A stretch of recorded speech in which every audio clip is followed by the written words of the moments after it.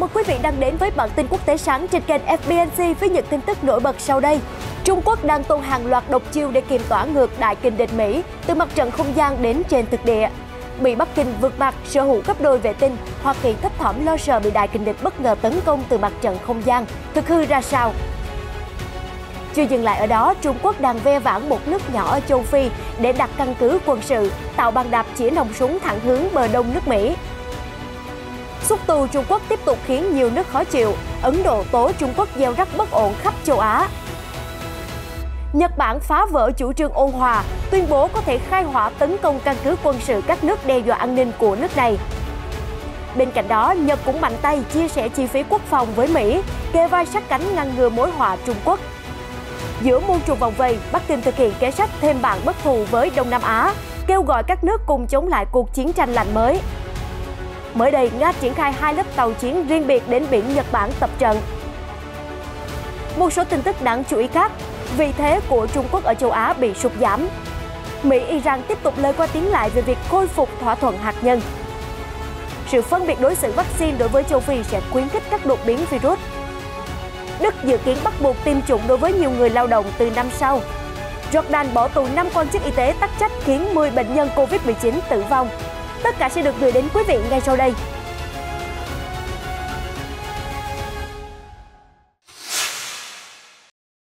Mở đầu bản tin, xin mời quý vị cùng tìm hiểu về loại pháo mà Đài Loan tự sản xuất cho dòng xe bọc thép của mình, một trong những động thái chuẩn bị cho cuộc chiến tiềm tàng của hòn đảo với ông lớn bên kia eo biển. Trong nỗ lực nâng cấp triệt để sức mạnh quân sự để phòng thủ trước Trung Quốc, một nguồn tin quân sự nói với CNA vào hôm Chủ nhật ngày 5 tháng 12 rằng quân đội Đài Loan sẽ bắt đầu lắp đặt pháo tấn công 105mm sản xuất trong nước vào xe bọc thép Claudette Leopard 8 bánh của họ vào tháng tới. Sau khi hoàn thành việc lắp đặt, quân đội sẽ bắt đầu tiến hành các thử nghiệm ban đầu về khả năng của súng từ tháng 3 năm sau. Nguồn tin cho biết, nòng súng sản xuất trong nước có độ giật thấp hơn 60% so với các nòng nhập khẩu được sử dụng trước đây, đồng thời cho biết loại đạn của nó cũng sẽ có khả năng bắn thủ khí tài kẻ địch tốt hơn. Trước khi cho phép một vũ khí mới đi vào sản xuất hàng loạt, nó phải trải qua các giai đoạn khác của quy trình phát triển vũ khí mới, gồm 5 bước của quân đội Đài Loan. Quá trình này bao gồm thiết kế ý tưởng ban đầu, phát triển kỹ thuật liên quan, thử nghiệm vũ khí ban đầu và kiểm tra khả năng sẵn sàng chiến đấu. Việc thử nghiệm pháo tấn công 105 ly theo lịch trình trên xe bọc thép 8 bánh Claudette Leopard vào tháng 3 sẽ đánh dấu bước thứ 3 trong quy trình 5 bước. Nguồn tin cho biết thêm, sau khi các loại súng tấn công được đưa vào sản xuất hàng loạt, các phương tiện có thể phối hợp tác chiến với súng sẽ được triển khai trong các tiểu đoàn vũ trang hỗn hợp mới được thành lập của quân đội. Cục Vũ khí thuộc Cơ quan Phòng vệ Đài Loan đã dành 769 triệu Đài tệ, tương đương 27,77 triệu đô la Mỹ, để chế tạo 2 nguyên mẫu của những chiếc xe này từ năm 2019 đến năm 2023. Theo nguồn tin từ Đài Loan, các xe được trang bị pháo tấn công 105 ly là thế hệ mới nhất của gia đình xe bọc thép Claudette Leopard, với tên gọi chính thức là xe chiến đấu bộ binh do Đài Loan tự sản xuất. Cục Vũ khí hòn đảo cho đến nay đã đưa vào biên chế các loại xe bọc thép CM32 và CM33 thuộc dòng Claudette Leopard và đã bắt đầu sản xuất hàng loạt mẫu CM34. Các mẫu CM32 và CM33 được trang bị súng phóng lựu tự động 40mm, trong khi các phiên bản CM34 được trang bị pháo Orbital ATK 30mm Mk44 Bushmaster 2 của Mỹ, có tầm bắn hiệu quả trên 2.000m. Bản thân Nhật Bản cũng đang thấm thía cảm giác bị Trung Quốc lăm le. Đó là lý do tân Thủ tướng Fumio Kishida tuyên bố Tokyo sẽ tăng cường khả năng phòng thủ quốc gia, bao gồm cả khả năng tấn công các cơ sở quân sự ở các nước khác. Cụ thể, trong bài phát biểu trước Quốc hội Nhật Bản vào chiều ngày 6 tháng 12, Thủ tướng Kishida cam kết sẽ sửa đổi một số điểm quan trọng trong chiến lược an ninh quốc gia. Hồi cuối tháng 11, nội các Nhật đã tuyên bố sẽ dành 773,8 tỷ yên, tương đương 6,7 tỷ đô la Mỹ cho các khoản chi quốc phòng trong ngân sách bổ sung năm 2021. Lần đầu tiên, chi tiêu bổ sung đã nâng tổng số ngân sách quốc phòng của Nhật Bản lên trên 6.000 tỷ yên và lập kỷ lục trong năm thứ 7 liên tiếp. Để bảo vệ cuộc sống và sinh kế của người dân, chúng ta sẽ xem xét tất cả phương án, bao gồm khả năng tấn công các căn cứ của đối phương và về cơ bản tăng tốc củng cố thế trận phòng thủ của Nhật, ông Kishida khẳng định. Vì Thủ tướng Nhật không đề cập đến loại vũ khí mới mà nước này dự định phát triển hoặc mua từ các nước khác để thực hiện mục tiêu tấn công các căn cứ của nước ngoài. Tuy nhiên, giới quan sát cho biết Tokyo đang nâng cấp tàu Izumi và tàu Kaga của lực lượng phòng vệ hàng hải lên thành tàu sân bay để tiêm kích F-35 triển khai cất và hạ cánh. Cùng với đó, Nhật trang bị 42 biến thể F-35B do hãng Lockheed Martin từ Mỹ sản xuất. Tokyo cũng trang bị hệ thống phòng thủ tên lửa tích hợp, chẳng hạn như hệ thống Patriot Advanced Capability 3 và tên lửa đất đối không KBSAM, được thiết kế để bảo vệ các căn cứ không quân của Nhật Bản khỏi các tên lửa. Giáo sư về quan hệ quốc tế tại Đại học Meiji, Tokyo, Go Ito cho biết, những động thái thắt chặt quốc phòng của Nhật xuất hiện sau hàng loạt hành động hung hăng của Trung Quốc trong những năm gần đây. Ông Kishida thừa hiểu rằng Tokyo phải đối mặt với nhiều thách thức từ Bắc Kinh. Vì chuyên gia cho rằng hầu hết các thương vụ mà Nhật Bản đang triển khai đều nhằm mục đích phòng thủ. Các khoản mua sắm khác được nêu chi tiết trong ngân sách quốc phòng mới nhất, bao gồm nhiều máy bay tuần tra hàng hải, trực thăng đa nhiệm, thủy lôi và ngư lôi tiên tiến. Khoảng 4,1 tỷ yên sẽ dành cho việc thành lập một căn cứ quân sự mới trên đảo Ishikagi, thuộc tỉnh Okinawa, và là hòn đảo gần nhất với quần đảo Senkaku, mà Trung Quốc tuyên bố là lãnh thổ và gọi là điếu ngư. Căn cứ này sẽ được trang bị tên lửa đất đối không và chống hạm, cùng với 570 binh sĩ và sẽ đi vào hoạt động vào năm 2022. Tuy nhiên, ông Ito cho rằng Nhật Bản không có kế hoạch chi tiêu mạnh tay cho các loại vũ khí tấn công như những gì ông Kishida tuyên bố. Nhiều khả năng là Tokyo muốn hỗ trợ quân đội Hoa Kỳ ở các căn cứ tại Nhật Bản có thể triển khai nhiều hệ thống vũ khí mạnh mẽ hơn. Bên cạnh đó, Tokyo vừa chấp thuận yêu cầu của Washington về gánh vác nhiều hơn chi phí cho quân Mỹ đồn trú ở Nhật Bản. Việc này bắt đầu từ năm tài khóa năm 2022, sau khi hai nước đàm phán cấp cao ở Washington vào cuối tháng 11 và đầu tháng 12, theo các nguồn tin ngoại giao nói với Kyodo News vào hôm Chủ nhật vừa qua. Nhật Bản dự kiến đạt được thỏa thuận chung với Mỹ trước khi nội các Thủ tướng Fumio Kishida quyết định dự thảo ngân sách cho năm tài khóa mới, bắt đầu từ tháng 4 năm 2022. Giới chức Nhật Bản xác định khoản tăng ngân sách để duy trì sự hiện diện của quân đội Mỹ là tối cần thiết, giúp củng cố quan hệ liên minh quân sự lâu đời của hai nước. Trong khi đó, Mỹ cũng đang triển khai các khí tài hiện đại nhất tới châu Á-Thái Bình Dương nhằm so kè gay gắt với sự bành trướng quân sự nhanh chóng của Trung Quốc. Trong năm tài khóa hiện nay, kết thúc vào tháng 3, chi phí Nhật hỗ trợ quân Mỹ, bao gồm tiền lương và phúc lợi cho nhân viên Nhật làm việc ở các căn cứ Mỹ, lên tới gần 202 tỷ yên, tương đương 1,79 tỷ đô la Mỹ. Nhật Bản vốn tìm cách giảm tối thiểu phát sinh chi phí cho lính Mỹ đồn trú do những ràng buộc chặt chẽ về ngân sách quốc phòng. Trong khi đó, Washington không ngừng kêu gọi Tokyo mở rộng hầu bao để Mỹ có thể hiện diện vững vàng, đương đầu với mối đe dọa từ Trung Quốc. Trong 4 năm dưới nhiệm kỳ Tổng thống Donald Trump, ông đã theo đuổi chính sách đối ngoại, nước Mỹ trên hết, khiến nhiều đồng minh như Nhật Bản và Hàn Quốc gồng gánh áp lực nặng nề về chia sẻ chi phí quốc phòng với quân đội Hoa Kỳ. Ông Trump chỉ trích rằng việc liên minh với Nhật Bản chỉ có nỗ lực từ một phía. Vào tháng 6 năm 2019, ông phát biểu, nếu Nhật Bản bị tấn công, chúng ta sẵn sàng tham gia vào Thế chiến thứ 3. Nhưng nếu chúng ta bị tấn công, Nhật Bản không nhất thiết giúp đỡ gì cả. Họ có thể ngồi xem chiến đấu trên chiếc TV Sony nhà mình. Theo Kyodo, một nhà ngoại giao Nhật Bản vào tháng trước cho biết, dù Tokyo quyết định tăng cường chia sẻ chi phí quân sự với Mỹ, nhưng không đến mức như chính quyền ông Trump yêu cầu. Hôm 5 tháng 12, Đại tướng David Thompson, Phó Tham mưu trưởng lực lượng vũ trụ Mỹ cảnh báo các hoạt động vũ trụ của Trung Quốc đã gia tăng gấp đôi so với Mỹ, đặt ra mối đe dọa cực lớn cho an ninh nước này. Ông dự đoán nếu Mỹ không kịp thời ngăn cản đà tiến của Bắc Kinh, thì kình địch châu Á chắc chắn sẽ ngồi chễm chệ ở vị trí siêu cường trong lĩnh vực không gian vào cuối thập kỷ này. Cụ thể, trong buổi trả lời phỏng vấn trên Fox News Sunday, tướng Thompson cho biết Mỹ vẫn đang mạnh hơn Trung Quốc trong lĩnh vực không gian, tuy nhiên Washington có thể bị Bắc Kinh hất cẳng vào một ngày nào đó. Cú trở mình của Bắc Kinh ngày một mạnh mẽ khi tung gấp đôi số vệ tinh vào không gian so với Mỹ. Tốc độ này vô cùng đáng kinh ngạc và Mỹ phải kịp thời điều chỉnh hướng đi và tốc độ của mình nếu không muốn bị kình địch châu Á tấn công từ mặt trận không gian. Người Trung Quốc sở hữu robot trong không gian có thể tiến hành các cuộc tấn công vệ tinh Mỹ bằng phương pháp gây nhiễu tần số và chiếu tia laser. Tướng Thompson nói, ông cho biết hồi năm 2007, Trung Quốc cũng đã tiến hành một cuộc thử nghiệm chống vệ tinh tương tự như vụ thử tên lửa diệt vệ tinh của Nga vào tháng trước. Đó hoàn toàn là một mối đe dọa đáng gờm mà Washington phải giải quyết ngay bây giờ và trong tương lai. Vị tướng Mỹ nhấn mạnh và chỉ ra lực lượng không gian Hoa Kỳ đã được đào tạo để nắm được những mối đe dọa tiềm tàng và tạo ra các chiến thuật ngăn chặn nguy cơ đó. Ông Thompson tiết lộ một phương pháp mà lực lượng không gian Mỹ đang áp dụng để chống lại bất kỳ mối đe dọa tiềm ẩn nào trong không gian là phóng một loạt vệ tinh giá rẻ hơn so với những vệ tinh trước đây. Chúng được phóng theo từng nhóm nhỏ và có khả năng riêng lẻ. Vì chúng không có nhiều giá trị nên nếu đối phương tấn công thì cũng sẽ không đạt được lợi ích gì. Được biết, song song với các biện pháp phòng ngừa, ông Thompson cũng đang cố gắng thúc đẩy các cuộc đàm phán với Trung Quốc và Nga để thiết lập quy tắc ứng xử phù hợp và an toàn trong không gian.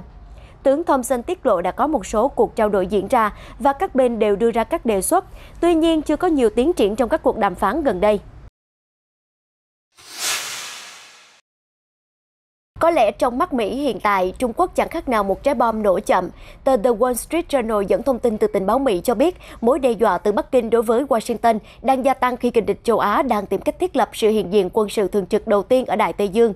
trên bờ biển của quốc gia châu Phi nhỏ bé Equatorial Guinea. Mặc dù các quan chức không mô tả chi tiết các kế hoạch của Trung Quốc, nhưng họ cho biết sự hiện diện của Trung Quốc trên bờ biển Đại Tây Dương của châu Phi sẽ tăng cường mối đe dọa đối với Mỹ vì đây là bàn đạp để các tàu chiến Trung Quốc đe dọa bờ Đông Hoa Kỳ.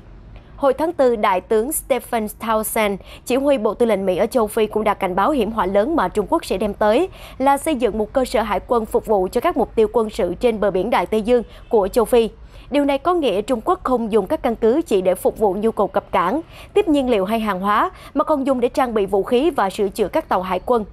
Theo Wall Street Journal hồi tháng 10, ông John Feiner, Phó Cố vấn An ninh Quốc gia chính của Tổng thống Mỹ Joe Biden, đã tới Equatorial Guinea để thuyết phục Tổng thống Teodoro Obiang Nguema Massago và con trai Phó Tổng thống Teodoro Teodorin Nguema Obiang Nguema từ chối đề xuất của Trung Quốc. Một quan chức cấp cao của Nhà Trắng cho biết, là một phần trong chính sách ngoại giao của Mỹ nhằm giải quyết các vấn đề an ninh hàng hải, chúng tôi đã nói rõ với Equatorial Guinea rằng các bước đi liên quan đến hoạt động của Trung Quốc ở nước họ đang làm dấy lên lo ngại về an ninh của các quốc gia và cả khu vực. Không chỉ Mỹ, hiện Trung Quốc cũng trở thành mồi lửa trong mắt của nhiều nước, nhất là Ấn Độ. Hôm 5 tháng 12, Ngoại trưởng của chính quyền New Delhi, S. Jaishankar, cũng đã lên tiếng cho rằng sự trỗi dậy của Trung Quốc đang gieo rắc căng thẳng, bất ổn trên khắp châu Á. Cụ thể, phát biểu tại Hội nghị Ấn Độ Dương lần thứ 5 IOC 2021 diễn ra tại Abu Dhabi, ông Jaishankar nói rằng những hành động của Bắc Kinh trong thời gian gần đây đã đặt ra một dấu hỏi lớn về các thỏa thuận đạt được trong những năm qua. Vị Ngoại trưởng nói rằng trong một thế giới toàn cầu hóa, điều quan trọng là phải đảm bảo quyền tự do hàng hải cũng như sự thông suốt của hàng không và thương mại, nhưng dường như Trung Quốc không có cùng mong muốn đó. Ông Jaishankar cho rằng hành động thiếu trách nhiệm của Bắc Kinh đã dẫn đến các cuộc đụng độ biên giới năm 2020 giữa lực lượng Ấn Độ và Trung Quốc tại Đông Ladakh. Vị Ngoại trưởng cho biết hai nước đã đạt được 2 thỏa thuận với các điều khoản được quy định rõ ràng, nhưng chúng đã nhanh chóng bị phá vỡ. Ông Jaishankar nói đã có những cam kết rất rõ ràng giữa hai bên là không điều động lực lượng lớn gây thêm căng thẳng ở khu vực biên giới. Tuy nhiên, mọi thỏa thuận đều bị vi phạm vào mùa xuân năm 2020. Như chúng tôi đã nói rõ, mối quan hệ hai nước phải được phân định rõ ràng. Làm sao có thể vẫn cười nói duy trì ngoại giao hợp tác kinh tế, trong khi biên giới đang nổi lửa? Điều này không thể xảy ra. Được biết, màn tranh chấp giữa Ấn Độ và Trung Quốc đã đạt đỉnh điểm vào tháng 6 năm ngoái. Khi đó, lực lượng biên giới hai nước đã đụng độ khốc liệt ở thung lũng Gangwon, khiến ít nhất 20 binh sĩ Ấn Độ, 4 lính Trung Quốc thiệt mạng. Hiện cả hai bên đã triển khai ít nhất 50.000 quân ở hai bên biên giới. Trong cuộc hội đàm với những người đồng cấp từ các nước thành viên của khu vực Đông Nam Á, Ngoại trưởng Trung Quốc Vương Nghị đã gửi thông điệp kêu gọi các nước cùng phản đối các hành vi phá hoại hòa bình, ổn định và thịnh vượng trong khu vực. Cuộc gặp giữa giới chức Trung Quốc và các nước diễn ra sau Hội nghị Thượng đỉnh Trung Quốc và Hiệp hội các quốc gia Đông Nam Á ASEAN vào tháng trước, đánh dấu 30 năm quan hệ giữa Trung Quốc và ASEAN. Bắc Kinh và các nước Đông Nam Á đã nâng mối quan hệ đối tác chiến lược trong bối cảnh cạnh tranh giữa các cường quốc ngày một gia tăng. Hiện Mỹ cũng đang tìm cách tăng cường quan hệ với các nước ASEAN trong việc thúc đẩy một Ấn Độ Dương, Thái Bình Dương tự do và cởi mở. Cụ thể, tại cuộc gặp với Ngoại trưởng Malaysia Saifuddin Abdullah hôm 4 tháng 12, ông Vương Nghị cho biết hợp tác giữa Trung Quốc và Hiệp hội các quốc gia Đông Nam Á ASEAN là mặt phải của lịch sử. Ám chỉ Mỹ, Ngoại trưởng Trung Quốc nhấn mạnh điều này trái ngược với những nỗ lực chia rẽ hoặc kích động một cuộc chiến tranh lạnh mới. Ông khẳng định Trung Quốc luôn muốn thúc đẩy đoàn kết quốc tế, tăng cường hợp tác và tránh xung đột, đồng thời kêu gọi các nước nên tôn trọng chủ quyền của nhau và không can thiệp vào công việc nội bộ của người khác. Ngoài ra, Bộ Ngoại giao Trung Quốc cho biết ông Vương và ông Saifuddin đã thống nhất sẽ tiếp tục hợp tác chống lại Covid-19, bao gồm nghiên cứu và phát triển, sản xuất vaccine cũng như tìm ra các phương pháp điều trị dịch bệnh. Ông Saifuddin hoan nghênh các công ty vaccine nổi tiếng từ Trung Quốc thành lập các nhà máy và trung tâm R&D ở nước này, góp phần hỗ trợ Malaysia đạt mục tiêu sản xuất vaccine nội địa. Hai nước nhất trí xây dựng quan hệ đối tác trong thời kỳ hậu đại dịch, duy trì liên lạc cấp cao về các vấn đề lớn và sử dụng các cơ chế tham vấn về phòng thủ chiến lược và chống tội phạm xuyên quốc gia để cùng đóng góp tích cực cho hòa bình và ổn định khu vực. Hai vị ngoại trưởng cũng thống nhất tiếp tục phát triển quan hệ Trung Quốc-ASEAN, bao gồm thúc đẩy hội nhập kinh tế và thúc đẩy các cuộc đàm phán về Bộ Quy tắc ứng xử ở Biển Đông đã được chờ đợi từ lâu. Cùng ngày, Ngoại trưởng Trung Quốc cũng đã hội đàm với người đồng cấp Campuchia Prak Sokhonn và Ngoại trưởng Lào Saleum Saikomasit thông qua nền tảng trực tuyến. Trong cuộc gặp với người đồng cấp Sokhon của Campuchia, ông Vương cam kết Trung Quốc sẽ tiếp tục hỗ trợ vaccine và giúp Viêng Chăn xây dựng một nhà máy sản xuất vaccine. Ông Sokhon cho biết khoảng 90% vaccine ngừa Covid-19 mà Campuchia tiêm chủng cho người dân đều đến từ Trung Quốc. Ngoại trưởng Trung Quốc cũng cho biết nước này sẵn sàng thúc đẩy hợp tác trong các dự án cơ sở hạ tầng lớn như đường cao tốc và sân bay, nền kinh tế kỹ thuật số và nhập khẩu nhiều sản phẩm nông nghiệp hơn từ Campuchia. Ông Sokhon hoan nghênh sáng kiến phát triển toàn cầu của Trung Quốc. Cả Malaysia và Campuchia đều bày tỏ sự ủng hộ đối với việc Trung Quốc đăng cai Thế vận hội mùa đông 2022 vào tháng 2. Sự kiện này đang đối mặt với những phản ứng dữ dội từ các nhóm nhân quyền và các nhà lập pháp Anh và Mỹ vì lo ngại về vấn đề nhân quyền của Trung Quốc. Dù Trung Quốc đang nỗ lực gia tăng sức ảnh hưởng ở châu Á, nhưng một nghiên cứu mới đây cho thấy vị thế của nước này ở khu vực đã bị sụt giảm, trong khi đó Mỹ lại dần lấy được phong độ.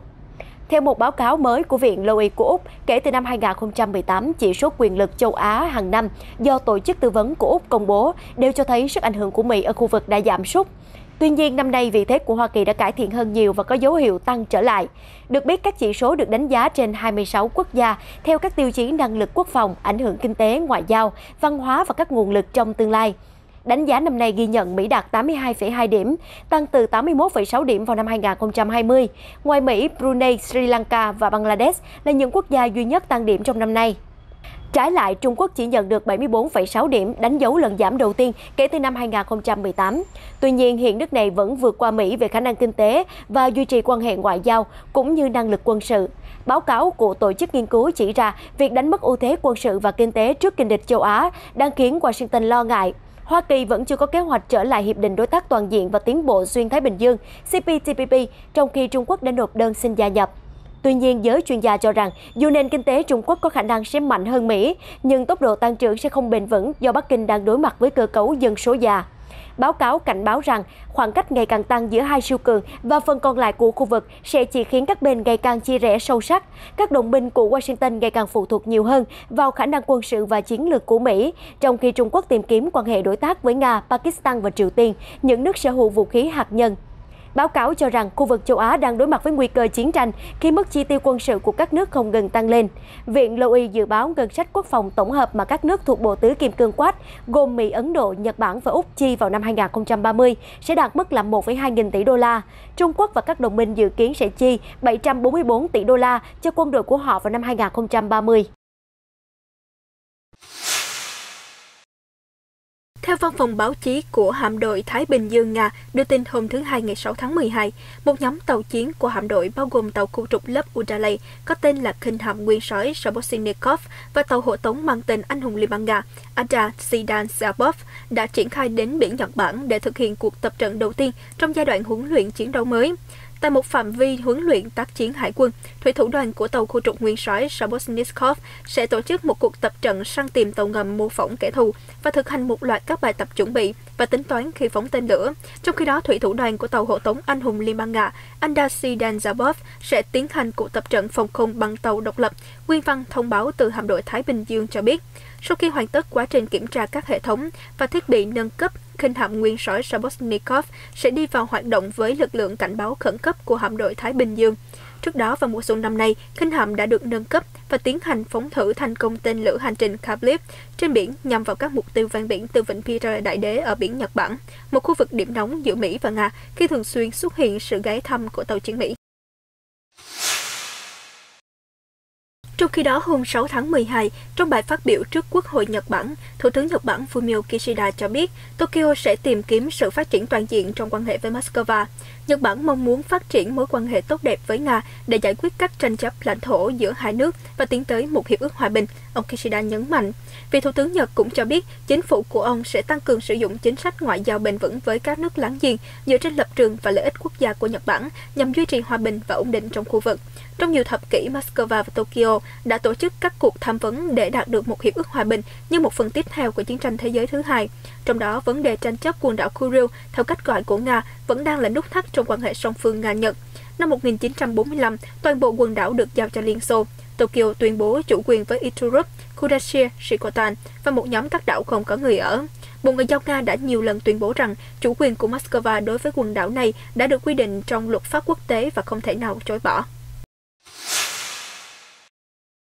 quan đến nỗ lực khôi phục thỏa thuận hạt nhân Iran năm 2015, các cuộc đàm phán gián tiếp giữa Washington và Tehran về việc khôi phục hiệp ước đã bắt đầu từ thứ Sáu tuần trước ngày 3 tháng 12 và dự kiến sẽ tiếp tục vào tuần này. Tuy vậy, lời qua tiếng lại vẫn chưa thôi lắng dịu trên bàn đàm phán giữa các bên. Trong khi các quan chức phương Tây bày tỏ sự thất vọng trước các yêu cầu sâu rộng của Cộng hòa Hồi giáo, thì hãng thông tấn Tasnim của Iran dẫn lời quan chức giấu tên cho biết, rõ ràng là việc Washington trì hoãn từ bỏ hoàn toàn các lệnh trừng phạt là thách thức chính đối với tiến trình của cuộc đàm phán. Chúng tôi tin rằng một thỏa thuận có thể đạt được nếu chính phủ Mỹ từ bỏ chiến dịch gây áp lực tối đa và các bên châu Âu thể hiện sự linh hoạt cũng như ý chí chính trị nghiêm túc trong các cuộc đàm phán. Iran và các cường quốc bắt đầu đàm phán vào tháng 4 nhằm đưa Tehran và Washington tuân thủ hoàn toàn hiệp ước đã bị cựu Tổng thống Mỹ Donald Trump đơn phương từ bỏ 3 năm trước. Nhưng các cuộc đàm phán đã dừng lại vào thời điểm cuộc bầu cử tổng thống của Iran diễn ra vào tháng 6. Một năm sau khi cựu Tổng thống Trump rút khỏi thỏa thuận và tái áp đặt các biện pháp trừng phạt khắc nghiệt đối với Iran,